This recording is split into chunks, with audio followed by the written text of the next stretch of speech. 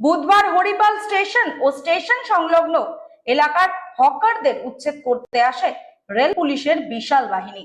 Station সংলগ্ন এলাকায় হকারদের উচ্ছেদের প্রতিবাদে হরিপালের বিধায়ক তথা আরামবাগ সাংগঠনিক মহিলা তৃণমূল কংগ্রেসের সভানেত্রী ডক্টর করবী মান্নার নেতৃত্বে এলাকার হকারদের পরিবারের সদস্যদের নিয়ে চলে অবস্থান বিক্ষোভ। বুধবার হরিপাল স্টেশন ও স্টেশন সংলগ্ন এলাকার হকারদের উচ্ছেদ করতে আসে রেল পুলিশের বিশাল বাহিনী।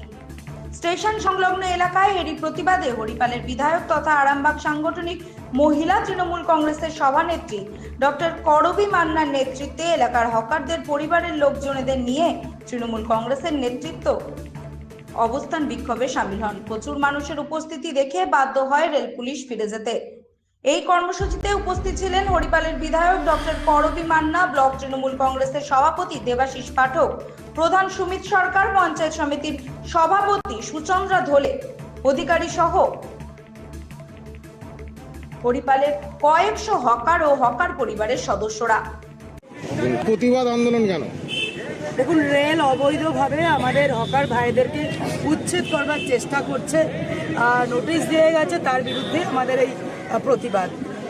কারণ কয়েক হাজার মানুষ এই রেল পাড়ে তারা ব্যবসা করে, হকার ভাইরা আছে, প্রায় 450-এর ওপর দোকান আছে, তাছাড়াও একটা বড় মাছের আড়ত আছে, যে আড়তে প্রায় 1000-এর ওপর মানুষ এখানে কাজ করে তাদের ফ্যামিলিকে তাদের জীবিকা নির্বাহ করে।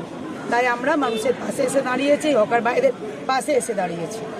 প্রচুর তো রেলের তরফ থেকে পুলিশ ফোর্স দিয়েছে, বুলডোজারও রেডি। দেখতে পাচ্ছি প্রচুর পুলিশ ফোর্স এসেছে বুলডোজার দিয়ে ভাঙার জন্যে, কিন্তু আমরা এই হকার ভাইদের জন্য আমরা লড়ছি, আমরা লড়বো, আমরা শেষ রক্তবিন্দু পর্যন্ত আমরা লড়ে যাবো, যতক্ষণ না পর্যন্ত তাদের পুনর্বাসনের ব্যবস্থা করে।